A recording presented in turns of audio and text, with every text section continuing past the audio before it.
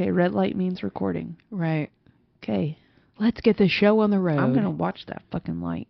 We have our eyes on you, PodTrack recorder. Zoom PodTrack P4.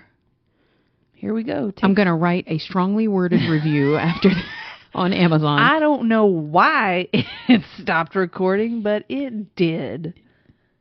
And we were just talking for an hour. Yeah. Or more. Literally. It wasn't. Well, actually, I don't know how long it was. I'm pretty sure it was more than an hour. Anyway. We're going to talk about flying saucers. Ghost stories. Weird stories. How we can restore to the living those who have passed into the realm of death.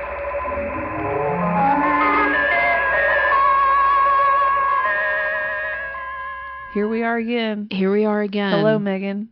Hi, Brittany. This is our second time recording this chat. I know. As I was saying, we are back from some technical difficulties. When you listen to it, it will be like, this is your first rodeo. Yeah, you guys have no idea.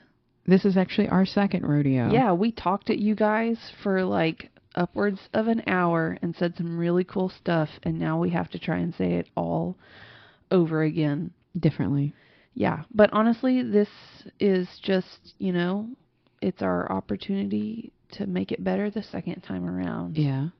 We did chit-chat a little bit about how we haven't made a podcast episode in a long, long time. Uh-huh. And that We did try. We did try and failed. And look, we're still having problems here because this thing is cursed. Our podcast recorder is cursed. Maybe. I used to make fun of other people who would say, oh, I just recorded this whole thing and then it's gone. And I'm like, yeah, you didn't hit that record button twice. Now the joke's on us. The same shit. Okay. You've been humbled. Yeah, exactly. Yeah. But our last episode that we had started to prepare was around the event that took place at the Austin Spiritualist Church. Uh-huh. And that was called what? Texas Spirit Gathering. The Texas Spirit Gathering. Boom. Correct.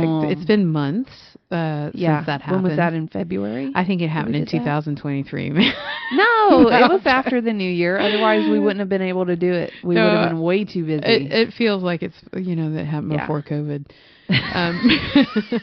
20 years ago, we did the Texas Spirit Gathering.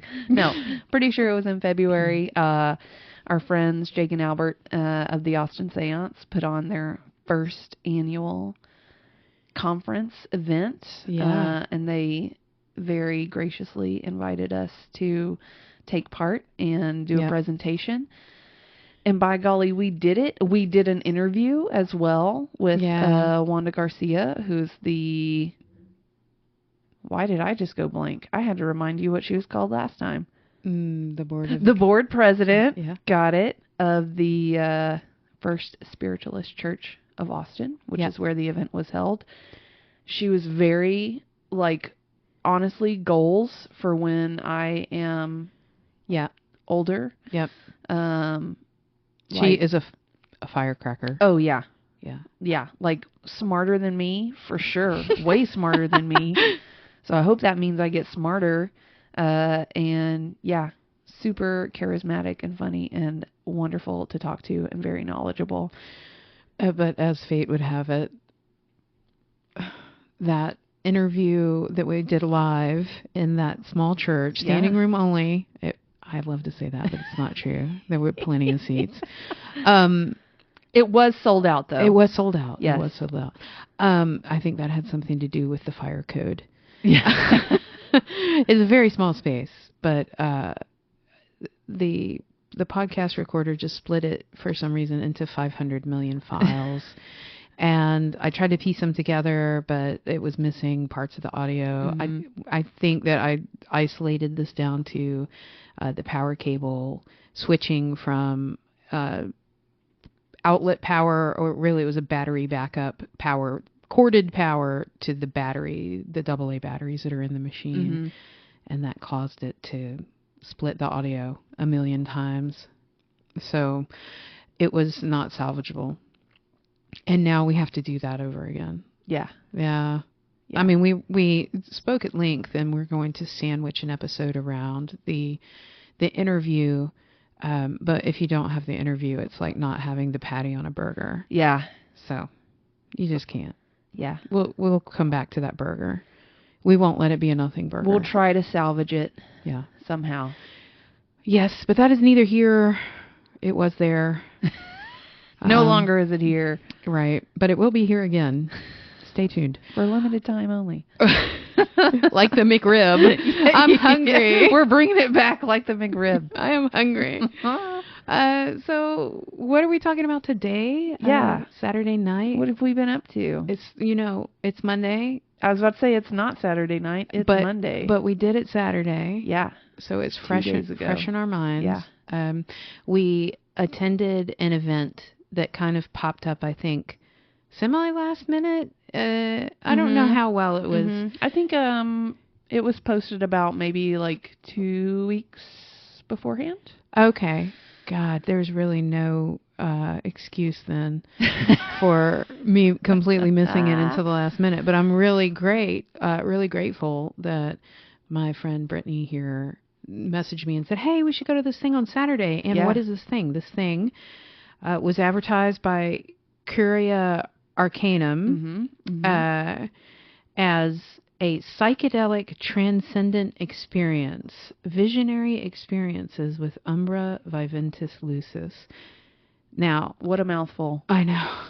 The insider here is that the person behind Project Umbra Viventis Lucis is a fellow named Ray, and he actually messaged us on Instagram back in February. Yeah, like before this event was even a thing. Way before this event was a thing. He's a man from Utah who owns land that is adjacent to Skinwalker Ranch. Yeah. Now, when I read adjacent to Skinwalker Ranch, in my mind, I thought that he meant like philosophically adjacent to, like, oh, we're in the spirit of Skinwalker Ranch, not like literally we share a property line with Skinwalker Ranch. It is the latter. There is physical space owned by this project and this person that is overlooks Skinwalker Ranch. You can see the whole shebang apparently. Yeah. All that drama of the television show. Right. Okay. So I was, when you showed me this, I was like, oh, it's this guy that messaged me months ago, and I messaged him back, but then I lost contact with him because I left the country. Yeah. I came back. I saw my mom. We had a great argument, just like, moms and daughters do when you're aged. And I came home and forgot to message him back. So I was like, oh, okay, well, shit, I'll go finally meet this guy. And I get there, and I'm the first person there. Mm-hmm. And then Brittany shows up, and we're the only people there. Yeah. So we got an exclusive unintentionally experience of a simulation of the psychedelic transcendent experience. Now, that is how Frank from Curia Arcanum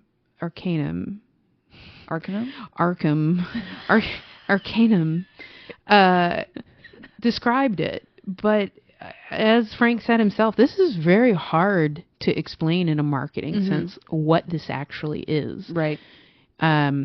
So I can read a little bit from the Umbra Viventis Lucis website, which is umbraviventislucis.com. I'm not even going to spell it. We'll post a link. The link will be down in the thing, in the stuff. Yeah, if you know where to find us, then you know where to read. Yeah. The part. You know how to read. Yeah. So on the website, who we are.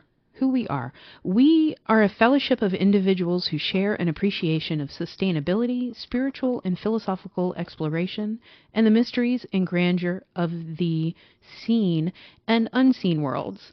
We act as stewards to acreage in the Utah Basin, where we commune with the sacred land and that which inhabits it.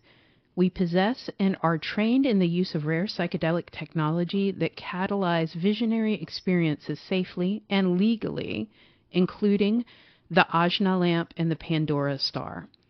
The ajna lamp is a powerful tool developed to help people explore their intimate connection with the wisdom of the universe. The device utilizes light-emitting diodes which stimulate one's brainwave patterns to trigger the hypnagogic effect, causing the user to enter the theta state. This is done by stimulating the pineal gland, which naturally regulates dimethyltryptamine in our brains. While under the light, participants experience a powerful closed-eye, psychedelic visionary experience. From this, various insights and revelations can be received, resulting in some cases in profound and transformative personal growth. We are the first to bring this technology to the area and have been facilitating visionary retreats since the summer of 2021. We utilize this tool to expand our mind's bandwidth, a sacred tool that we bring to a sacred space. Umbra Viventis Lucis is not the people involved. It is not the sacred space. It isn't any of the individual tools. The shadow of the living light is what can be found when you combine these elements, and the locked door of perception in the mind is opened. We attempt this with special tools in a sacred space amongst those who seek it out. Umbra Viventis Lucis is experiential and is unique to each of us. We have worked with and look forward to working with various other practitioners, paths, tools, and disciplines whose intention is resonant with our own. Love, respect, and veneration for this place, and doing what we can to be the best custodians of the land as possible while improving ourselves to better facilitate this end. So, what does that mean, Megan? Right, I know. We're almost left with as many questions as we were when we read simulated transcendental light experience, yes. Psychedelic, yes, pineal gland DMT. Yeah, it's a lot of words together. That is a lot. Those are a lot of descriptive words that people in their mind will think, oh, this is those people. Mm-hmm. Or though this is these kind of people. Or though this is the Joe Rogan experience. Right. Or, right, you know. Yeah. So I don't think for me, it wasn't any of that. No. But let's tell the story what happened. Yeah. So I get there. Whenever I've gone to a thing I always just call it Frank's Place, but I'm sorry. It's Curia Arcanum, or Arcanum. I'm not sure how people are pronouncing it these days. I don't know how the kids are saying this word. I don't know how they're saying it in the Middle Ages. But, I get there. I leave early because the place is small, but it's packed. Mm-hmm. They do very good things with their space. Yeah. They're very good at making use of Tetrising things together. By the way, if you don't know what Curia Arcanum is, this is a local Austin occult shop, basically. If you are into that at all, I highly recommend you check it out. It's off of South Congress, just south of Stastny. Yeah. And it's a fantastic space. They have a ton of jewelry, a little bit of vintage clothing, some toys and kitschy knickknacks, incense burners and candles and all kinds of... Don't forget the wet specimens. Yeah, wet specimens, a lot of gorgeous artwork. Yeah. They have managed to fit a very small museum collection of rare and interesting items to check out. And they have a fantastic, maybe the best, maybe. Me and Megan did argue about this a little bit the first time we recorded this. But definitely one of the best selections of occult books in Austin. And one thing they do have that other places that I mentioned before don't have is a used book section. Yes. For a discount. I love buying used books because save a tree and save some money. Yes. And, once you have absorbed that book, it's time for it to go to somebody else. And I applaud anybody who was able to get rid of a book. So give it to me. I really like that they have also used books. Mm-hmm. So that's cool. The whole place is so freaking cool. Yeah, and seriously. Yeah. It's aesthetically, it's beautiful. I mean, really, they park a 6-foot statue of the Egyptian god Thoth outside, or Thoth, however you want to say it, outside the door when they're open. Yeah. So you know where you're going. Yeah. It's a great place. Go check it out. Yeah. We were, I was the first person to show up, and I was like, oh, look how lucky I am. Let me message Brittany. And she's like, well, I'm 5 minutes away. Yeah. She was the second person to show up, and then that was it. We were the only people there. And I was like, well, this sucks for notoriety, but damn, we have a private event now. Yeah. So I finally got to meet Ray, who, I had lost contact with, and I was about to say, oh, I should message that guy again. Well, here he comes. Yeah. So, all the way from Utah. All the way from Utah, right into Frank's place.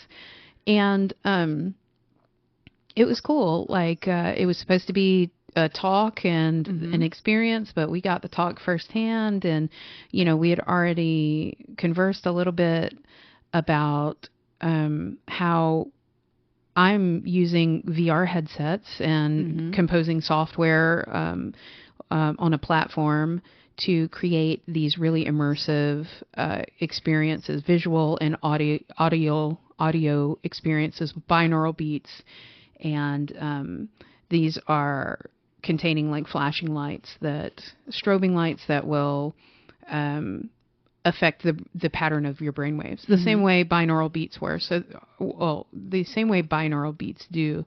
So essentially, you are activating two parts of your brain when we're doing this VR thing, and that's actually how he found me, is because I was adding the Monroe Institute Gateway project, which if you don't know what that is, go directly to the Y files on YouTube. Yeah, they do a great video. Yeah, watch the CIA Gateway experience video. This was a project used by the CIA to initiate out-of-body experiences and time travel and possibly intergalactic warfare. Right. So it's right up our alley. Yeah. But I have to say, the machines, the sacred technology that Ray is using is far more advanced than anything that I've been able to accomplish. So I was interested to get under these lights. And we walked in, we had a small conversation. He was setting up the lights, and we got under pretty quick. Yeah. Our first session was 15 minutes, and Ray had mentioned that that's kind of like a throwaway because you don't know what it's going to be like. Right. And you really need to prepare yourself for it. And by the time you do it the second time, you have some goals, or at least I did. I had some goals. So, yeah, I went under the Ajna lamp first, and Brittany went under the Pandora star. Yeah. And, I had this discussion already with Brittany about the lights came on. We had also headphones on with a type of very calming, relaxing music, but I don't know if there was anything in the music meant to elicit a certain reaction. I did not detect like any binaural stuff in the music, but also under our heads are laying like an electromagnetic plate, a plate that's just electrical. I think it's just emanating an electromagnetic current at a very low frequency, but it's meant to influence your brain transcranially. So this is like three things happening at once. Right. And with the Ajna lamp, I described that. Sorry, there was like what I hope was a huge bolt of lightning in the sky outside the window. I did see something flash. I didn't know what that was. Otherwise, I don't know what the fuck is happening We outside. have to pause for UFO break. Hold on. Are there lights in the sky? There's the thunder. Yeah. Holy shit, if it came, how many seconds was that? I don't know. It's going to be it was 20 miles away. Yeah, maybe 5-6 seconds. Okay. Game on. Anyways. So yeah, the lights came on. This lamp, the Ajna lamp, is a series of white LEDs, and they're just pure white. And They flash, an LED by nature is a rapidly flashing light. It's intermittent light. It's not on all the time. And that's why when you have slow motion cameras, it looks like the light's flashing, is because it's catching it in, the slowed down frames. So immediately I was like, oh, I'm vibrating. But I think it was just like I could detect that light, that LED light was flashing very quickly, like, 100,000 times a second, or probably not that fast. But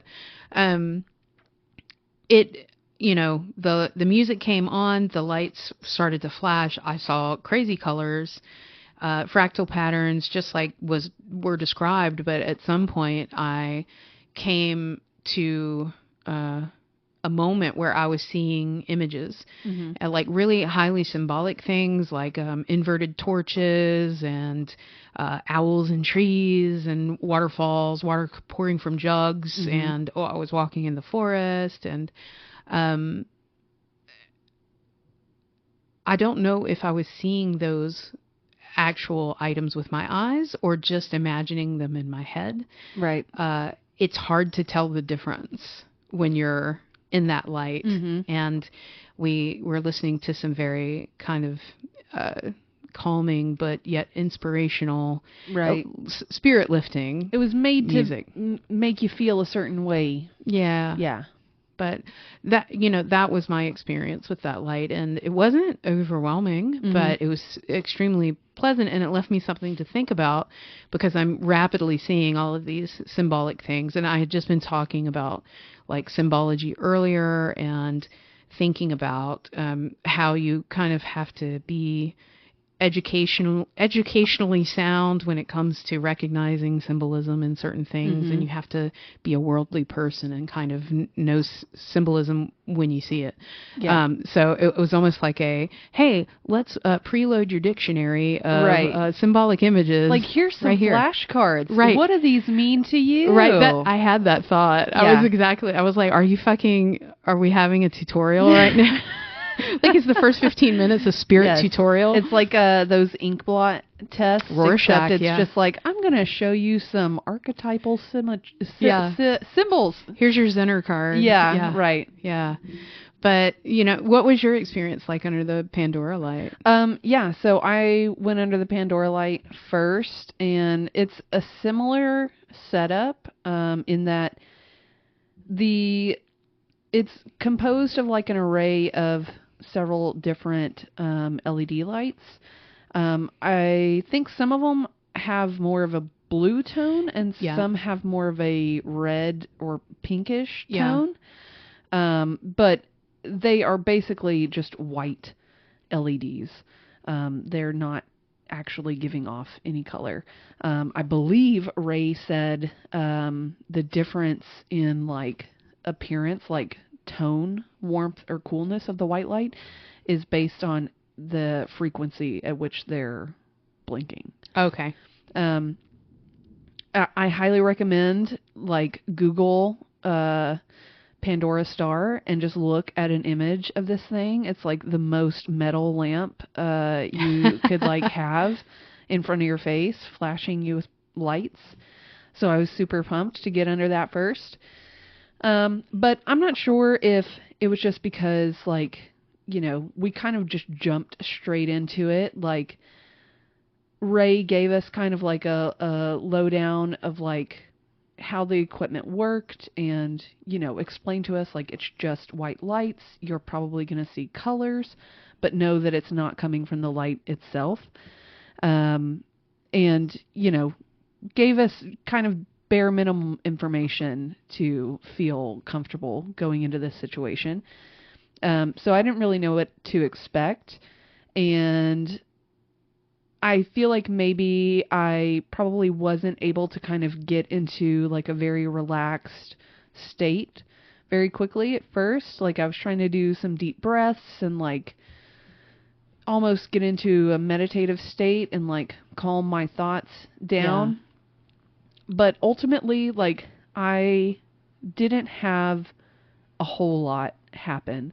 I was seeing like fractal patterns, and some like different colors would kind of phase in and out, like over those patterns. And there were a few times when I saw almost like prismatic bands of rainbow light. Yeah. And I only had one like image come to my mind. And it's kind of fucking creepy, honestly. I told you about this the other day when we met up for coffee. The one image that I had was of like the most kind of uncanny valley mannequin face head thing you can imagine. Like very fucking creepy. But it was like laying on the ground as though it were like representing a corpse. But I could only see like part of the face. Very similar. Sorry, I've just shown a picture of Meme Man mannequin face. Who is Meme Man? Okay. Stonks face. Sorry. Stonks. Yeah, the Stonks. Oh Sorry. God. If you're a memester, you'll know exactly what I'm talking about. If you don't know what I'm talking about. Meme Man face. Meme Man. Meme Man mannequin. Meme Man. Okay. Uh-oh, now fucking Meme Man's going to show up in my bathroom mirror tonight. I don't want to see that. Stonks. It's the new Bloody Mary for, like, millennials. Yeah. Meme magic. Meme Man. Anyways, I saw, like, Meme Man's fucking cousin being a corpse on the ground. And for whatever reason, that was the only image that I got. And so, yeah, otherwise, I just, like, you know, listened to the cool music and saw fractal patterns and had a generally okay time. Yeah. But nothing like transformative. But I don't know. I really want to just blame that on myself and not on the light. Yeah. Well, you know, anytime I'm doing any kind of new meditation, creative visualization, I'm like, fuck, man, I just sat in 15 minutes of traffic and I was pissed off and I had a stressful day, and now I'm going to go sit and I'm going to wonder for 15 minutes, am I doing this right? Oh, my foot itches. Do I scratch my foot or do I try to meditate? Right. You know? Right. So it's totally like, I get that. And I think that's why Ray is like, well, your first 15 minutes is kind of throwaway session. Well, and two, we weren't in a space where we were like, had the privacy to... True. Just lay there and not, like, we were laying on 2 massage tables. Right. Literally with a foot's gap in between them. And... Not complaining. Yeah, no, I mean, it was fine. It was a nice setup. But granted, we were not, like, in a private space. Right. So there was ever so slight anxiety of, like, oh, people can see me. Yeah. Yeah. Yeah, 3 people can see us. Yeah, 3 other people who know exactly what I'm doing can see me. Yeah. After that, you know, we had a really nice talk about all kinds of shit. Oh, sorry. I There's was shit distracted. popping off in my house. I was distracted by the storm. A storm is rolling in. Yeah. I did not know that was in the weather. I know. Me neither. It's Texas, you know, Central Texas. If you don't like the weather, wait 5 minutes. Yeah. But you know, we had a nice talk about the land and how that is a part of the equation. And the land in Utah. Yeah, the land in Utah. Not here in Austin. The Skinwalker Ranch. So we were only having one portion of the experience when we use these lamps, but the project Umbra Viventis Lucis vision includes also this sacred technology, this sacred space, and this process. And it has to be the right ingredients for the right recipe. And so we're only experiencing part of this. And, you know, Ray went over a little bit of the philosophy of, you know, his vision for the space, which is a sort of a retreat kind of place you can go out in the desert. You know, the desert is, we've had our own adventures in the desert. If you know anything about us, you've heard us talk about our maniacal experiences in strange time in the desert. But I was imagining the whole time he was talking about this place that the tools and the experience are there, but there's also other things there. And if you are there in the desert, then it's not only your 15 minutes or your 30 minutes, your hour under this light that's important, but it's very holistic. Right. The whole thing, the whole picture is part of that becoming. And that's another thing that was really playing on my mind when he was talking, is that this process is very much about being in a state of becoming, not just trying to reach out and touch someone, but it's something that you do too. Yeah. It's and that kind of goes back to the whole this is a type of evolution. Like, we're trying to evolve our sensors, but we're trying to become something greater than we were before trying this. Right. So, I mean, I felt instantly like, oh, okay, this is for me. Like, you're talking in my terms. This philosophy is very Jungian. This whole project is very stoic. Like, this was like, I'm like, get me on a plane. Fuck it. I'm quitting my job. I'll go to Utah right now. I'm going to live, in the desert, like Charles Manson and the family. Not quite Except that. We have different goals. We're actually they're not breaking any laws there. That is a thing that's in the frequently asked questions on the website for this project is, can we just bring our own peyote and do our drugs or our plant medicine out there? And the answer is no. Right. Like, you can't do that. Drugs are illegal in Utah. Drugs are bad, okay? I am Switzerland on people and their drugs. But,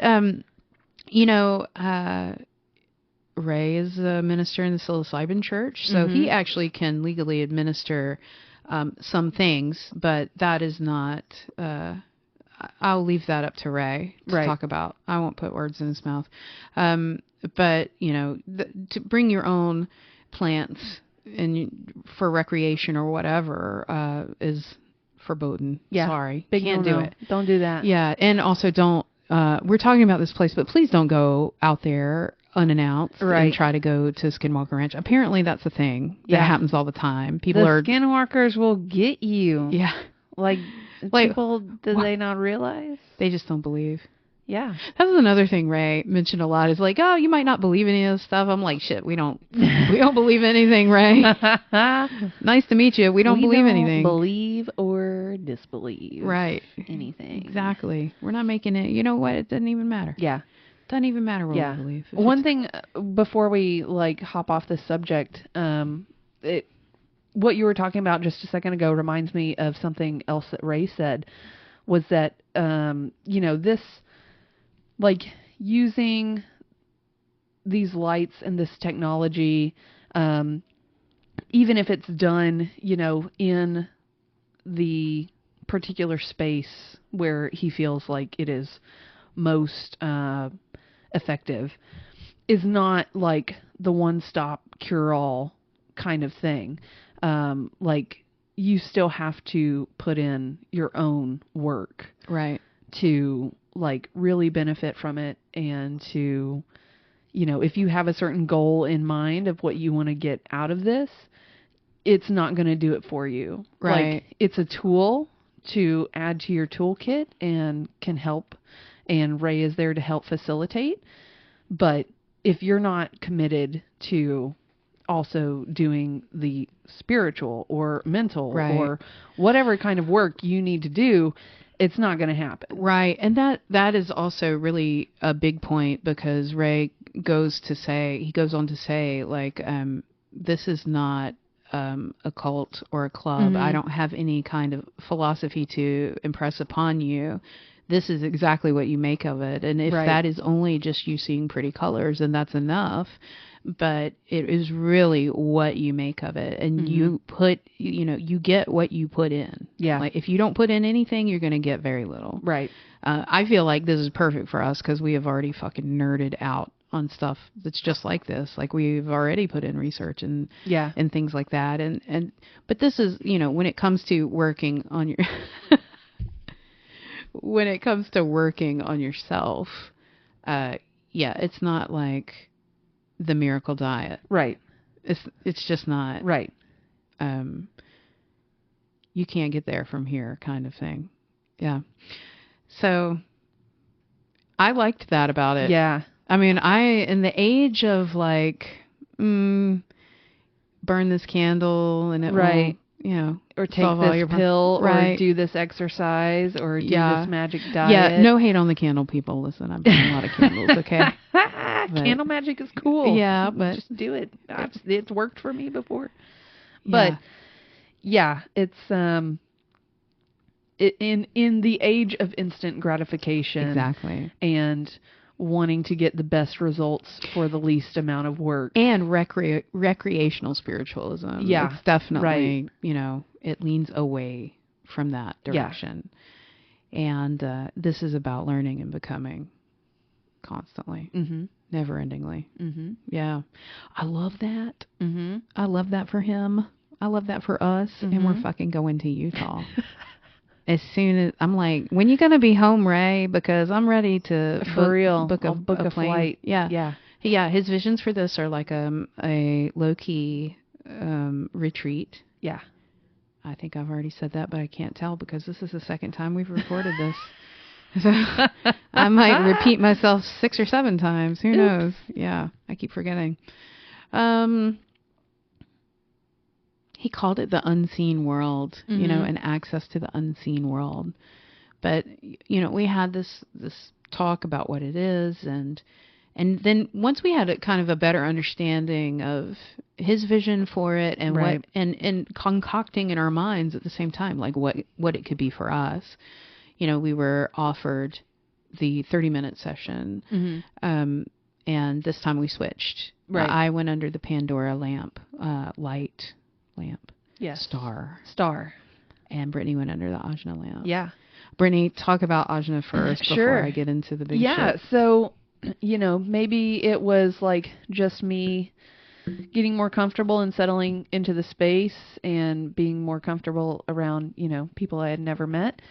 But the Ajna lamp was immediately like almost the flip side of the first experience that I had. I was like visualizing straight away. Like, I would say it's most similar to like straight up dreaming when you're having, and I do frequently, almost every night, have very, very vivid dreams. I don't remember a lot of them, you know, beyond 5 minutes after I wake up. And I'm sure if I would ever commit to dream journaling, I would be a much crazier or happier person. But it was very much almost like semi-lucid dreaming. Like I could kind of steer the imagery only so much before it would move on to something else. I honestly, much like a dream, don't recall a lot of what I saw. But it was a lot of nature imagery, which granted the music that we were listening to during the second experience had more like nature sounds mixed in, like bird song and like water, babbling brook kind of music. Yeah. And, you know, there was even at one point like the sound of someone like stepping on leaves or through like tall grass or something like that. So I had like images of as though I was underwater and like looking up towards the sky, but it felt like I was only under like maybe 3 or 4 inches worth of water.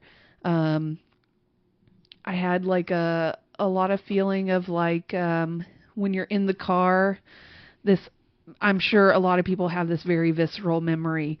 If you are a little kid and you're riding in the backseat of the car and the sun is coming in through the window, but you have your eyes closed. Like maybe you're like, you have your head leaned against the window and you're trying to take a nap. So it's like the heat from the sun and the light shining down on you. I had a lot of that, a lot of like walking. Dream machine vibes. Yeah. A lot of like when you're walking through a forest and you have more of like the dappled light coming through the leaves. And also, again, was seeing like a lot of colors, a lot of like rainbow streaks. There was some more like fractal patterns and stuff. But I also felt like I was not alone. Oh, yeah. Yeah. She didn't mention that in the first recording. I didn't, because I kind of forgot. Actually, I don't think we talked about my ajna lamp experience the first time. Anyways, we're talking about it now.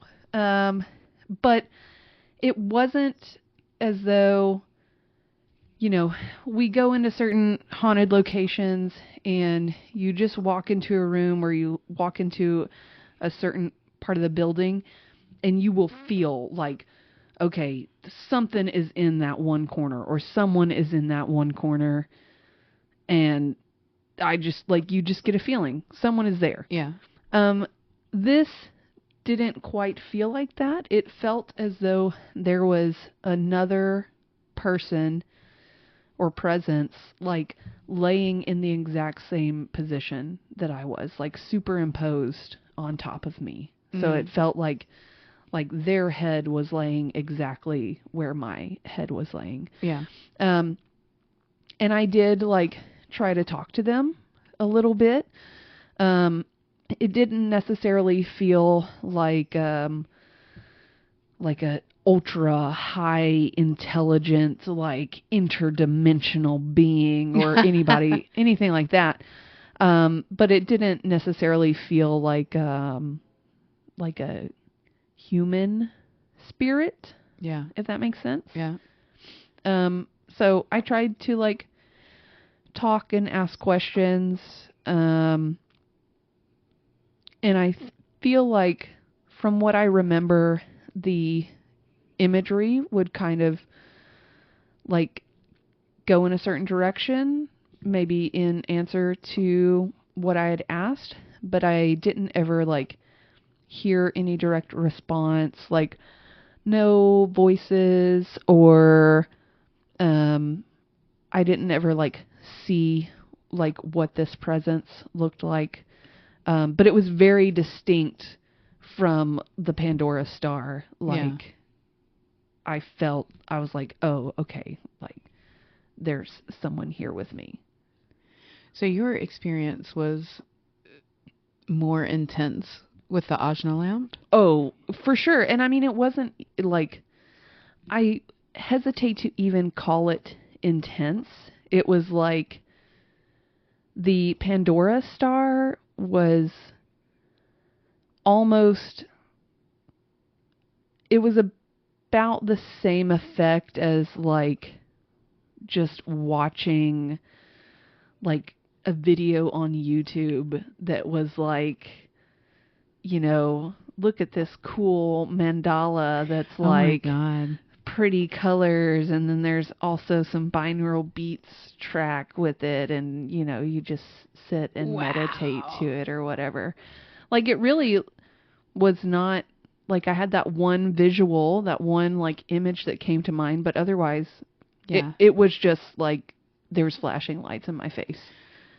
God. And relaxing audio track in my ears. Our experiences are so different. I know. Because the ajna lamp, while it was interesting in my first 15 minutes and I saw all of those symbolic images, the Pandora star blew it out of the water. I was just like blown away. Yeah, talk about your experience. Sure.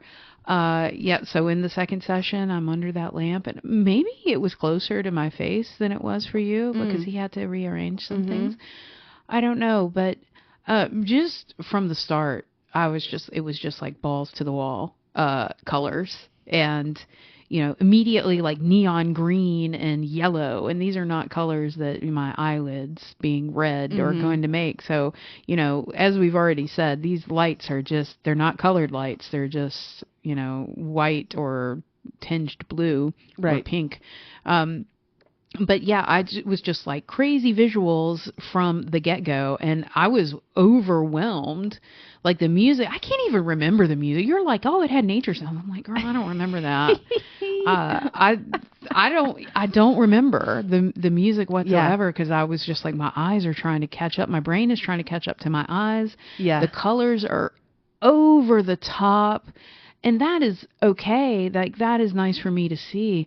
And, but I was just like completely caught off guard. And I don't know how long that lasted, that I was in that state, because I know that I was looking at it and I was able to identify, like, oh, this is going in a pattern. Like, these movements and the colors are different, but they're flowing in and out in this kind of pattern. And then I'm like, okay, this pattern kind of looks like lungs breathing, or, a rise and fall. It had a rhythm to it. It had a rhythm, and I was like, okay. Oh, what am I supposed to be doing? Like, in the first recording of this episode, I made a joke, like, doing LSD in high school, I would be on the couch and I would, be thinking about something, and then I'd be like, oh, what am I supposed to be doing? Oh, yeah, that. I'm supposed to be doing that. And then I'd do that. And then 5 minutes later, I'd be like, oh, what am I supposed to be doing? Groundhog Day. So it was exactly like that. I came to this realization, like, oh, this thing is breathing. What am I supposed to be doing? Oh, this is research. I'm supposed to be doing something. So I said, like, hi, if you're here, show me purple. And before I could even finish the thought of show me purple, before I could even think purple, in comes, I'm seeing red at the time, or these red fractal, bright red with black fractal, lines, geometry.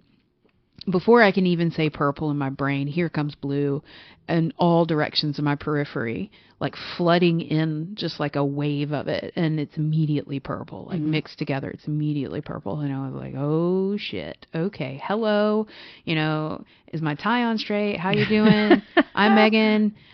You can see me. Here I am laying down in a very awkward position. Can you show me you? And it was just like, it went from purple, and there was like this inky black velvety curtain that started to rise up, and it got all the way to the top of my vision, and then the bottom started carrying up to just like a stage curtain, and there was this fucking tunnel that was like segmented into pieces. The tunnel, the first part of it was moving to the left, and another part a little further down the tunnel would be moving to the right. Very fun house. A very fun house, and very funny, actually. Like, I was like, oh, fuck, okay. Hello. I'm already motion sick. This is not going to help me. Right. And that's true. I was actually feeling sick to my stomach. And it even came on before I saw this spectacle of this tunnel. But I was like taking deep breaths and really riding it out. But, here's this tunnel. And it was perfectly that effect in horror movies where you see a person standing in a hallway, and the hallway just gets infinitely longer as they're standing still, as they come to some realization, like, oh shit.